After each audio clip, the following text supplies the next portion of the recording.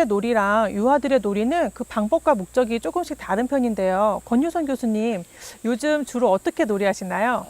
솔직하게요. 네. 비방용으로는 멍 때리고요.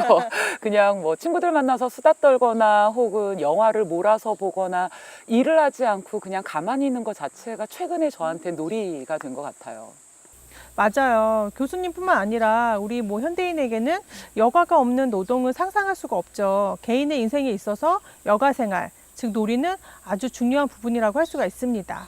근데 불과 20, 30년 전까지만 하더라도 놀이를 한다라고 이야기하면 게으르다, 태만하다, 무능력하다, 기본적으로 놀이의 가치를 평가절하하는 느낌이 살짝 있었는데요.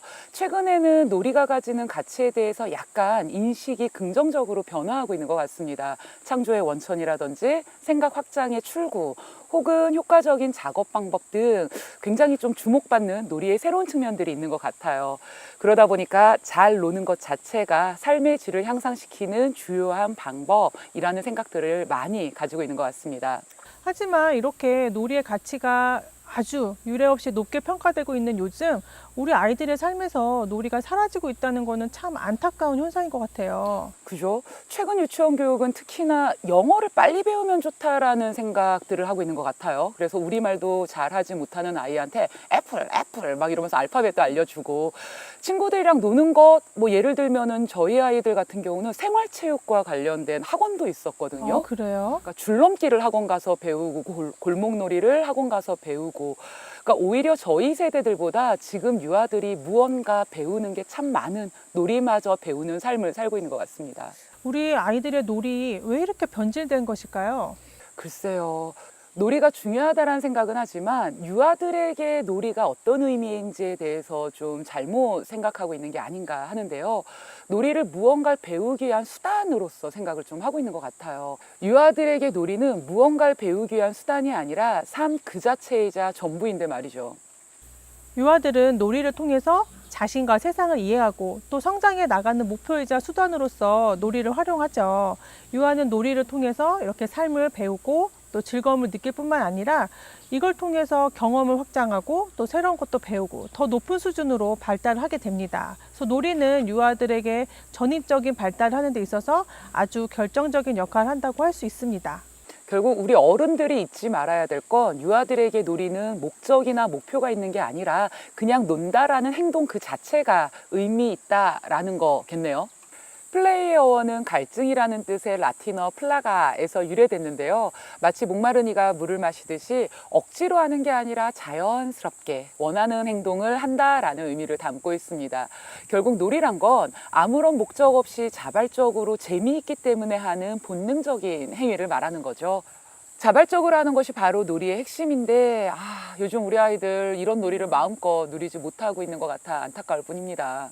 맞습니다. 자유롭게 놀아본 경험이 부족한 유아들은 놀고자 하는 본능을 잊은 듯이 어떻게 놀아야 할지도 모르는 노는 것도 부모나 또는 교사의 도움을 필요로 하는 아이답지 못한 모습으로 자라고 있는 것에 대해서 많은 전문가들이 우려하고 있습니다. 특히 최근에 우리 아이들에게 많이 발생하고 있는 ADHD나 특장애, 우울증 등은 놀이의 부재가 가져오는 폐해라는 것이 많은 전문가들의 공통된 의견이라고 볼 수 있습니다. 그럼 단순히 놀이의 본능을 잃어버리는 게 아니라 보다 큰 병적인 문제로 발전할 수 있다라는 말씀이신 거네요. 그렇죠. 놀이 경험의 부족은 아이들의 전 생애에 걸쳐서 굉장히 심각한 문제를 야기할 수 있다고 볼 수가 있습니다. 그러면 우리가 유아기 때 아이들에게 어떠한 처치 혹은 환경을 제공해 주면서 그런 심각한 문제를 사전에 방지할 수도 있을 것 같은데요. 어떻게 해야 할까요? 그래서 최근에는 이러한 문제를 해결하고자 아이들에게 진정한 놀이, 특히 자연 속에서 자연을 온몸으로, 오감으로 느끼면서 노는 놀이를 찾아주고자 하는 움직임들이 많이 일어나고 있습니다. 그 안에서 크고 작은 자연 현상을 온몸으로 느끼고 또 여러 생명체들과 친구가 되고 또래 친구들하고 관계를 형성하게끔 해주는 이런 자연이라는 환경은 유아에게 아주 좋은 놀이 환경이 될 수가 있는 거죠. 결국 자연은 있는 그대로 유아들에게는 굉장히 위대한 교실이고 가장 가까운 친구가 될 수 있다는 거네요. 맞습니다. 그래서 자연의 중요성은 그 단어에서도 찾아볼 수가 있어요. 프레벨이 19세기에 처음 구상한 유치원을 뜻하는 킨더가른덴이라는 말 아시죠? 네, 그래서 원래는 아이들의 정원을 의미하는 말이었는데요. 아이들이 정원에서 자유롭게 논다 이런 것으로도 해석할 수가 있습니다.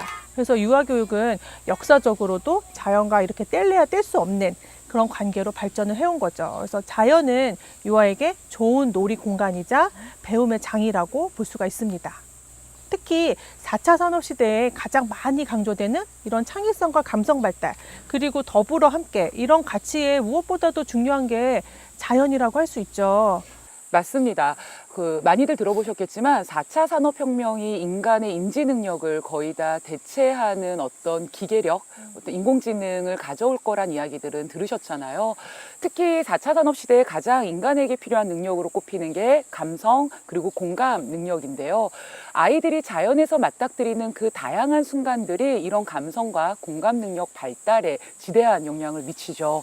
예를 들면 야생동물의 죽음을 직접 본다던가 혹은 길가에 내가 아끼던 내가 소중히 바라보던 꽃이 시들어 있는 모습을 봤을 때 불쌍함, 슬픈 감정 혹은 생명의 소중함과 그리고 함께 공존해야 되는 배려심 같은 것들을 알게 되는데요. 많은 아이들이 동화책에서 보았던 자연환경과 실제 우리가 살고 있는 현실 속 자연환경이 다른 걸 보면서 실망하고 그리고 그 실망이 결국은 환경에 대한 책임감으로 연결되기도 합니다. 실제로 제가 순유치원에서 지내면서 많은 유아들이 자연에서 이런 식물이나 동물, 곤충들과 즐거운 하루를 보내고 난 뒤에 내가 싫어하던 곤충을 좋아하게 되는 변화를 경험을 하게 됐어요. 그 안에서 유아들이 다양성 또는 공존, 관계 이런 것들의 의미를 생각하는 모습을 볼 수가 있었습니다.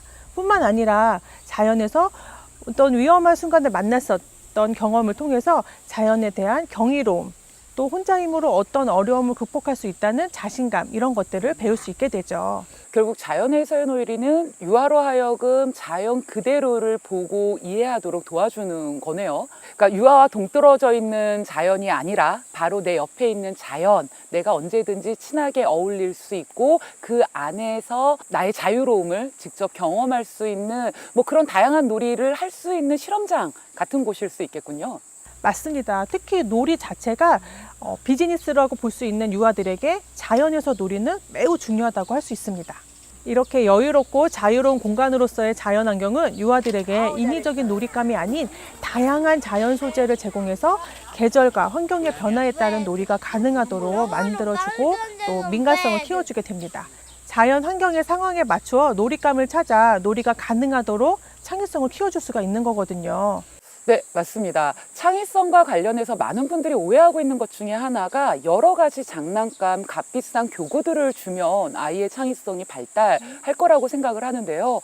안타깝게도 시중에 나와 있는 장난감들은 구조화되어 있기 때문에 변형, 변경이 불가능합니다.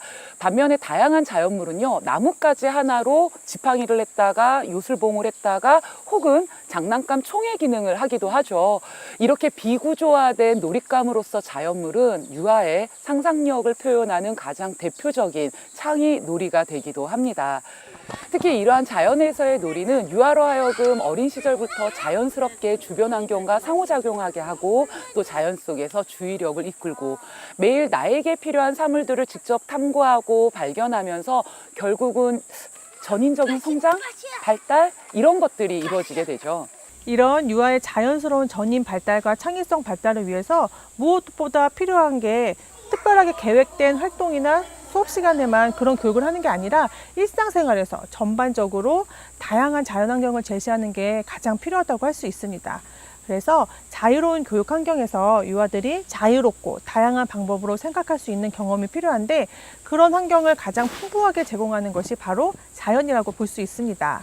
자연에서 놀이가 왜 중요한지, 자연에서 놀이가 유아들에게 어떤 이득이 있는지를 설명하는 건 우리들이 밤새고서도 할 수 있을 것 같아요. 맞습니다. 그만큼 중요하니까요. 하지만 도시에서 자란 요즘 아이들 세대에는 자연 놀이가 약간 낯설 수도 있을 것 같다는 생각이 불현듯 들기도 합니다.